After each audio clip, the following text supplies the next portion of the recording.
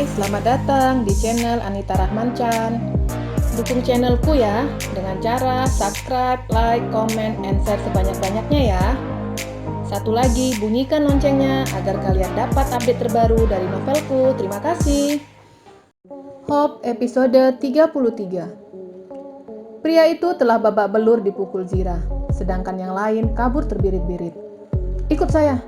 Zira menarik pria itu untuk masuk ke dalam mobilnya. Mengikat tangan pria itu dengan sesuatu yang ada di mobilnya. Melajukan mobil sembari menghubungi pengacaranya. "Apa Bapak sudah sampai di kantor polisi?" tanya Zira sembari melajukan mobilnya. "Sudah, ini kami mau ke rumah sakit," sahut pria di ujung sana. "Bapak jangan pergi dulu, saya bawa kasus baru," ujarnya dan panggilan tertutup. "Maafkan saya Bu, jangan bawa ke kantor polisi," ujar pria itu memohon. "Seharusnya kamu berpikir sebelum melakukan ini," seru Zira marah. "Saya butuh uang Bu, sudah lama menganggur," ujar si pria lagi. "Jadi, pekerjaan apapun kamu ambil asal dapat uang, walaupun pekerjaan itu merampok?" Pria itu diam. Ketakutan akan mendekam di kantor polisi. "Katakan kepadaku, kenapa kalian memukul mobilku?" tanya Zira.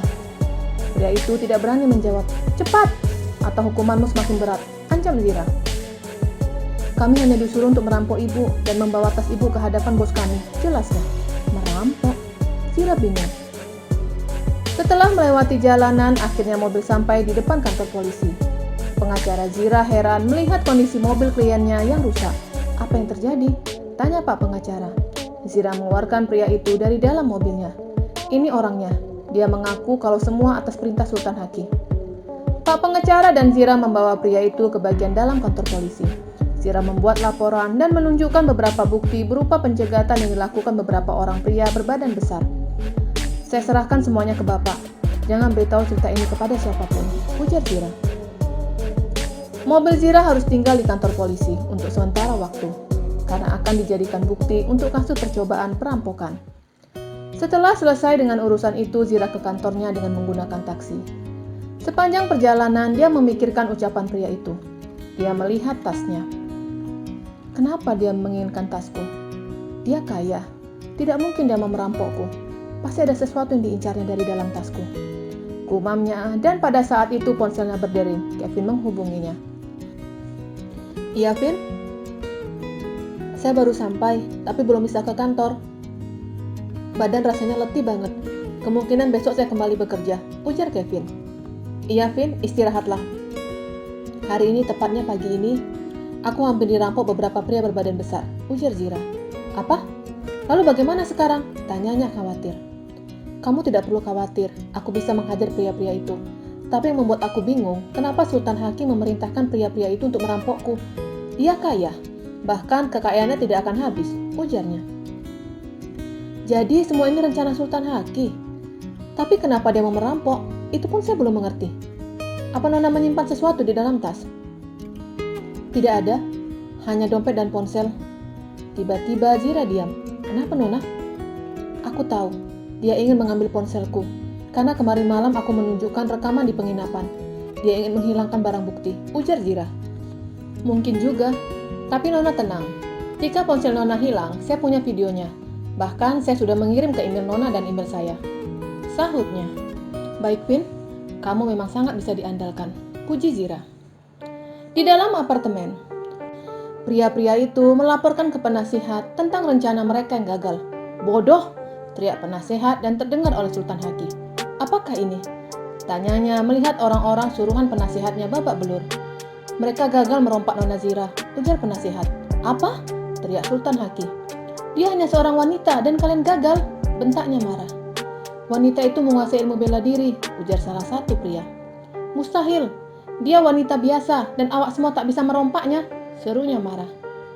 "Kawan kami tertangkap oleh wanita itu. Mungkin sekarang sudah di kantor polisi," ujar pria itu. "Bodoh!" teriak Sultan Haki dan menghajar kembali pria-pria itu.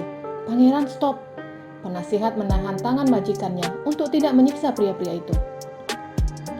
"Pergi kalian, jangan pernah kembali," usir penasihat. Sultan Haki stres, masalah kian bertambah. "Pangeran, macam mana ini? Masalah penginapan belum selesai lagi. Ditambah masalah rompakan ini," ujar penasihat bingung. "Kenapa tidak periksa bahwa Zira boleh melawan?" Maaf, saya tak tahu mengenai semua ini, saut penasihat. Sekarang, apa yang akan kita lakukan? Tanya Sultan Haki bingung. Kita balik ke negara kita. Di sana kita dapat perlindungan undang-undang, tapi di sini mustahil, saut penasihat. Macam mana dengan Zira? Aku belum memilikinya. Selepas peristiwa ini, pasti Nona Zira tidak akan mau lagi. Ah, Sultan Haki teriak. Hatinya ingin memiliki Zira, tapi dengan cara yang salah. Memilikinya tidak akan mungkin, tapi hanya bisa menggapai dalam angan.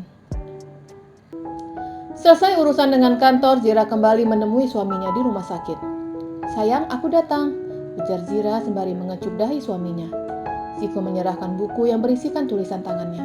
Aku baca nanti di rumah, sekarang aku hanya ingin melihat kamu, ujar Zira. Tapi Ziko menggelengkan kepalanya.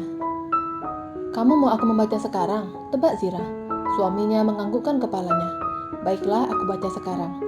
Zira membaca lembar pertama pada saat tragedi pesawat itu meledak. Ketika panggilan itu, pramugari menghampiriku untuk segera menutup panggilan itu. Tapi semuanya terlalu cepat. Bagian belakang pesawat meledak dan kapal tidak bisa dikendalikan. Sampai yang aku ingat badan pesawat membentur air laut cukup keras. Maafkan aku sayang, semua karena kesalahanku. Jika fotoku tidak terpampang di luar negeri, pasti kejadian ini tidak akan terjadi. Ujar Zira menyesal atas kejadian dulu. Zira melanjutkan membaca lembar kedua. Aku tidak sadar ketika bangun telah berada di sebuah pulau. Pulau yang tidak berpenduduk. Bertahan hidup dari mencari ikan dan dedaunan. Sampai penyakit ini datang. Aku sempat berpikir akan meninggal dan tidak bertemu dengan kalian. Membaca itu membuat Zira menangis. Suaminya berjuang untuk hidup, sedangkan dia dan keluarganya berhenti melakukan pencarian. Suatu saat, kisah ini akan aku buatkan buku sebagai bentuk kasih cinta kita, ujar Zira. Berharap untuk mati pernah dialaminya. Merasa dunianya gelap, tak kalah jauh dari orang dicintainya. Tapi sekarang dunianya penuh dengan warna, berjuang kembali untuk berkumpul dengan keluarga.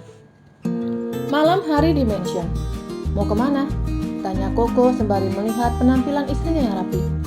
Aku mau ketemu dengan Tia di kafe, sautnya. Aku antar, ujar Koko. Gak usah, aku bisa menyetir mobil sendiri, sahutnya dan berlalu. Sikap dingin istrinya muncul karena penyakit yang dialaminya. Untuk merayu tidak mungkin dilakukannya, karena dia minder dengan penyakit itu. Zelin mengendarai mobilnya menembus malam. Malam yang dingin membuat Tia mengganti tempat pertemuan mereka. Zelin memberhentikan mobilnya di sebuah kafe anak muda. Melihat ada mobil Tia yang parkir di pinggir jalan, dia yakin kalau tempat bertemu mereka di kafe itu. Melihat sekeliling kafe untuk mencari Tia, tapi yang dilihatnya sosok langit yang sibuk meracik kopi. Zelin, teriak Tia sembari melambaikan tangannya. Zelin buru-buru menghampiri temannya, sedangkan langit yang tadinya fokus, ketika mendengar nama pujaan hatinya disebut, membuatnya mencari sosok itu, dan ternyata benar. Wanita yang dicintainya ada di dalam kafe miliknya. Kenapa di sini? Tanya Zelin dengan berbisik sembari melirik langit. Aku perhatikan kafe ini selalu ramai dan aku ingin mencoba cita rasa kopi di sini. Apalagi baristanya cakep, sahutnya sembari melirik Bima dan langit. Itu langit, ujar Zelin. Apa? Langit? Seru Tia. Diam, jangan berisik. Iya, itu langit. Aku tidak tahu kenapa dia bekerja di sini, ujar Zelin. Akan aku cari tahu. Dia melambaikan tangannya dan pelangi ingin bergegas ke meja itu, tapi langit menahannya.